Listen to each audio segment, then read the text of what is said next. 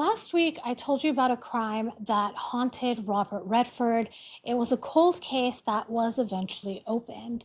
And there were a lot of things that the article we went through in that video didn't fully explain. I found another article that really details all that happened in that crime, so we're going to talk all about it. So let's get into it. But before we begin, let me introduce myself. My name is Tiffany, and this is Revealing the Crime.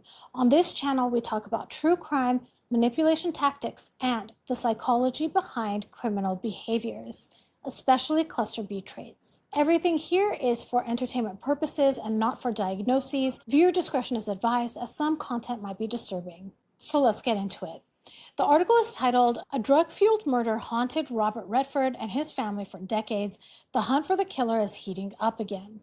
In 1983, Robert Redford accompanied his daughter Shauna to the funeral of her boyfriend Sid Wells, whose suspected murderer is still on the run.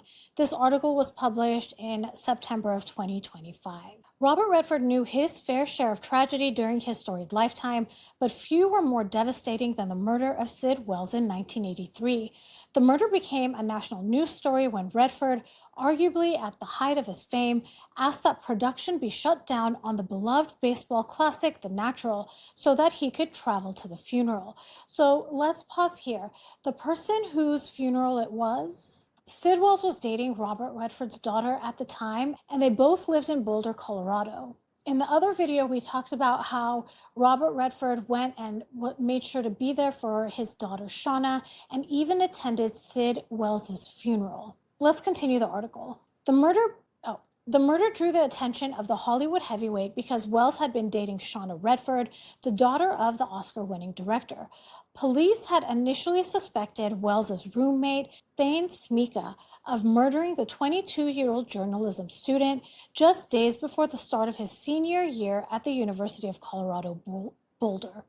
I didn't realize that he was a journalism student, but I'm glad that we're looking at more angles of this story because the article we went through before didn't really go into the details of the murder. It just talked about where it stood currently and how it was a cold case and the mystery surrounding Thain Mika. The article says, in the wake of Redford's death this month, the Federal Bureau of Investigation's Denver field office shared a post on social media with details of the killing, age-progressed drawings of the suspect, and reminded the public of the $10,000 reward for any information leading to the capture or arrest of Mika. And here's an image of Robert Redford attending Sid Wells' funeral in 1983. The article continues. It says, Wells' brother discovered his body after returning home from a camping trip, I'm assuming, to the apartment the two men shared in Boulder with Mika, according to an arrest warrant issued in 2010 and obtained by People.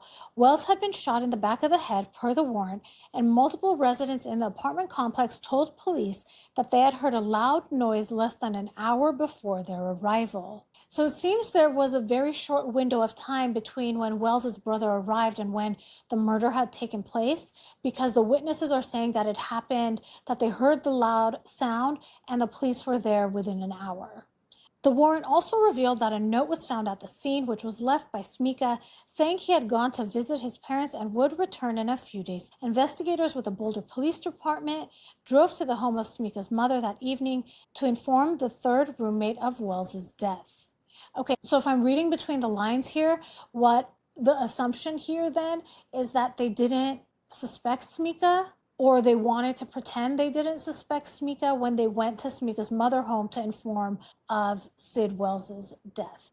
The article continues. It says, Mika told police of a possible suspect he claimed was stealing from Wells, according to the warrant.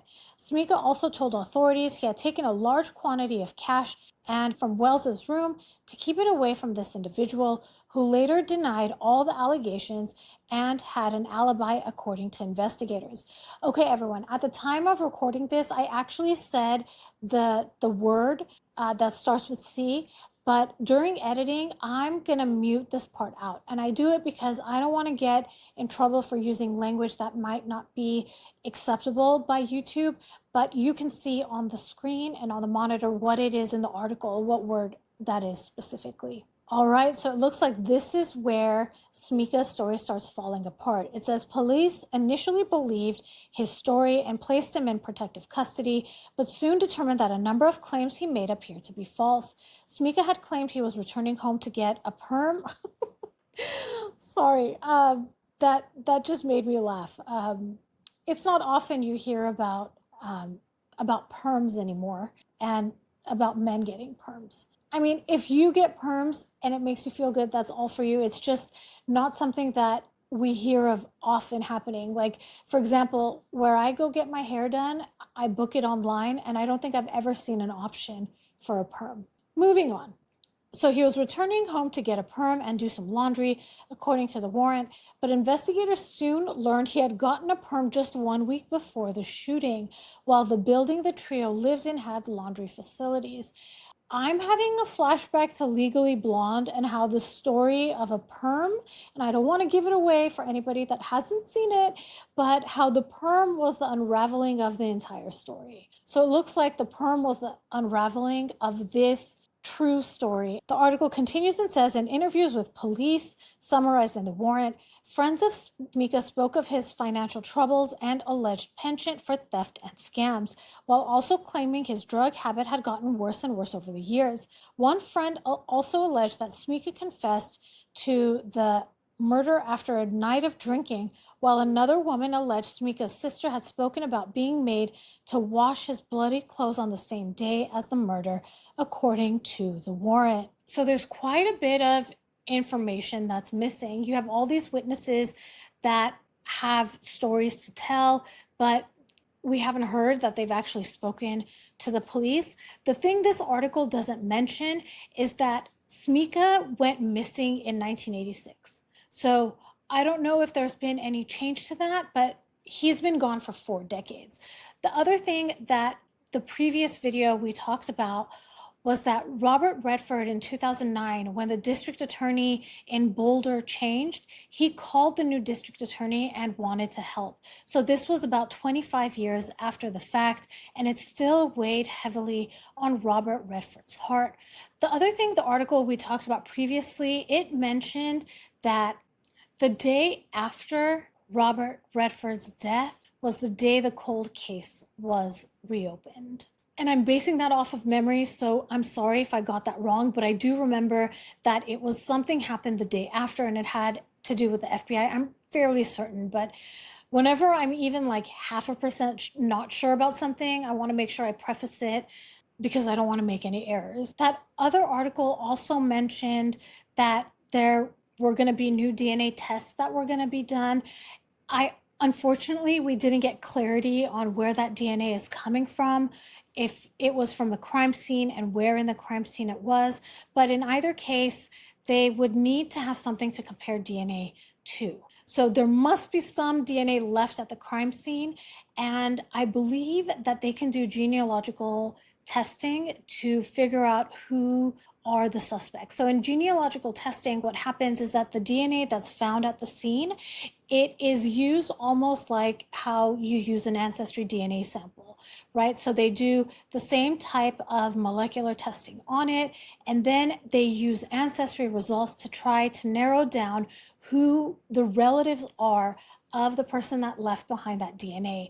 And they do that through both DNA analysis and also looking through public records, trying to find someone that matches that relationship. So an example I gave in the previous video was with Bryan Kohberger. I think this is the best example to give because the DNA that was found on the knife sheath in Idaho matched Bryan Kohberger's dad. So they were able to tell through genealogical records that it was Bryan Kohberger's dad. So they knew that this man was the father of whoever committed this crime.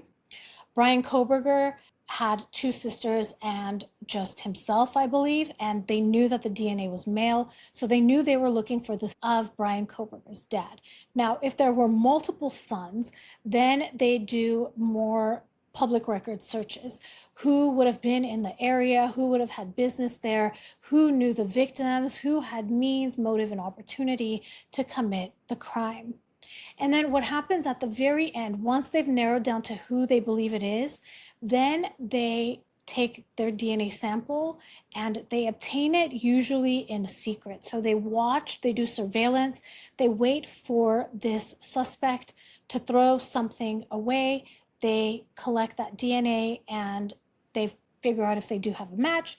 Once they have a match, the person is arrested and they do one final DNA testing to make sure that it's a match. So this is a topic that's very, very interesting to me. I think genetic genealogy is the biggest thing to hit crime solving probably since DNA testing started.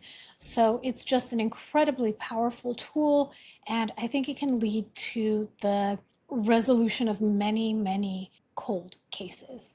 So I'm curious to know what you think about all of this. Please drop your thoughts in the comments.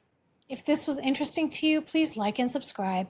Hit that notification bell so you'll know every time I drop a new video. I would like to ask that in lieu of super chats and super stickers, if you would please consider donating to the National Domestic Violence Hotline. Their information is on the screen should you need to reach out to them, and a link to donate is in the description of this video. Thank you so much for watching, and I'll talk to you soon. Bye, everybody.